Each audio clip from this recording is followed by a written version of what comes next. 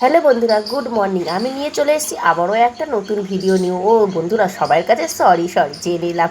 তো ভিডিওটা আজ বিশ্বকর্মা পুজোর ভিডিওটা একটু দিতে দেরি হয়ে গেল, একটু না বা প্রায় অনেকটা দিনই দেরি হয়ে গেল দিতে। আসলে আমার শরীরটাও ভালো নয়, রান্না পুজোর পর থেকে এদিকে স্নান হয়ে গেছে, সংসারে কাজবাজও হয়ে গেছে, আর এদিকে আমি জামা পরে নিয়েছি, যাবো একটু মোড়ে মাথায় একটু ফল দুধগুলো নিয়ে আসতে, যেহেতু আজ বিশ্বকর্মা পুজো আর মনসাতলায় দুধ দিতে হয়। বর্মশাই ঘুমাচ্ছে, ছেলে আসেনি, কাল রাতে আমাদের তাড়াতাড়ি রান্না হয়ে গেছে বলে তাড়াতাড়ি বাড়ি চলে এসেছি। আর এদিকে দেখো আজকে মা মনসাকে আজকে আমাদের শাড়ি পরাবো। তো ভাসুর কিন্তু দেখো কি সুন্দর করে কিন্তু শাড়ি পরাচ্ছে। তো আমায় বলেছিল যে তুমি শাড়িটা পরিয়ে দাও। আমি বললাম যে আমি পারবো না, তুমি পরিয়ে দাও। তো খুব সুন্দর করে কিন্তু শাড়ি পরিয়ে দিচ্ছে।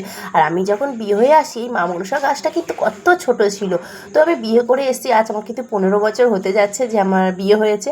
তো গাছটা কিন্তু অনেকটাই বড় হয়ে গেল।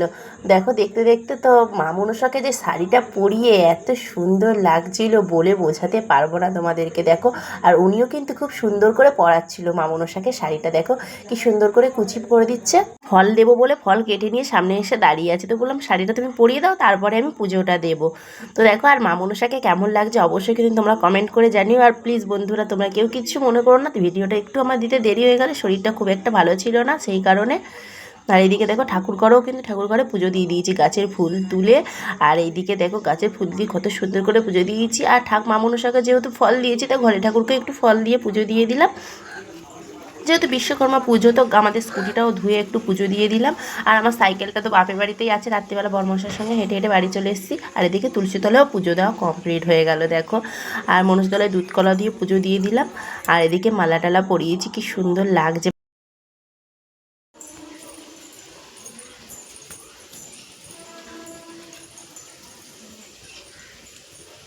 ঘরের কাজবাজ সেরে চলে এসেছি, কিন্তু বাপের বাড়িতে এসে দেখছি বৌদি এদিকে আলতা পড়ছে। আর এদিকে ছেলে ছিল, ঘুম থেকে উঠেই দেখো ঘুড়ি উড়াতে লেগে গেছে। যেহেতু বিশ্বকর্মা পুজো, আর ছেলেকে কোনোবারেই কিন্তু ঘুড়ি কিনে দেওয়া হয় না, আর ঘুড়ি লাটাই কিনে দিই না। তো এবারে ছেলেটা বায়না করছিল, তো সেই কারণে ঘুড়ি কিনে দিয়েছি।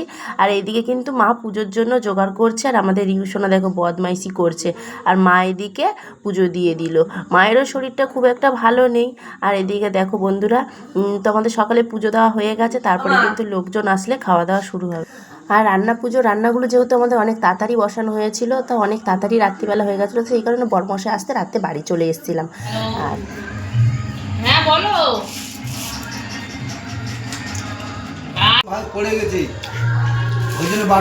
তো এখানে কত রকম নিয়ে দেখো সাজিয়ে নিয়ে কিন্তু আমরাও খেতে বসে গেছি মায়ের ভোগ।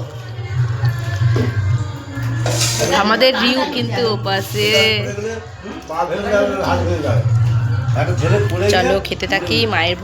এই দেখো আমাদের রিউ, দেখো নিজে সেজেছে আর ওর ঠাম্মিকে সাজিয়েছে। দেখো ঠাম্মিকে লিপস্টিক পরিয়েছে দেখো।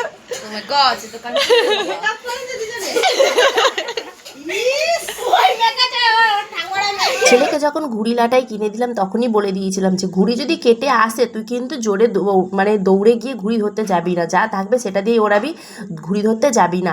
তো ঘুড়িটা উড়ে কিন্তু সামনে এসে পড়েছে। দেখো কত বড় ঘুড়িটা। তো খুব খুশি হয়েছে যে আমি ঘুড়ি ধরতে পেরেছি বলে। ওকে যেহেতু বলেছিলাম তুই ঘুড়ি ধরতে যাবি না, ঘুড়ি যতই কেটে যা। কে বলেছিল? ওটা দোকানটার নাম লেখা আছে ওতে। ও শিশোকাই।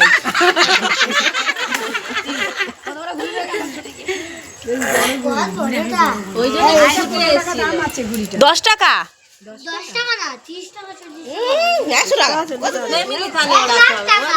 ফ্যামিলি ছাড়া উঠবে না ওটা। এই গুছিয়ে রেখে দে খাড়ি। পেটু, ওটা পেটু। এডি কার কোলে উঠেছিস? কার কোলে উঠেছিস? কার কোলে? হ্যালো গাইস বলে দাও, হ্যালো গাইস বলে দাও, হ্যালো গাইস বলে দাও, বলে দাও হ্যালো গাইস। আমি ভুলেই গেছি কথা বলছি। আমি কি আদৌ কথা বলতে পারি? পেটু দেখে দাও তো, পেটু পেটু কই? দাঁত দেখে দাও, দাঁত দেখে দাও, কটা দাঁত দেখে দাও। নাক দেখাতে বলে লোকের নাকের ফুটোর ভেতর আঙুল ঢুকিয়ে নাক দেখায়। নাক দেখো, নাক নাক নাকটা দেখাবি তো।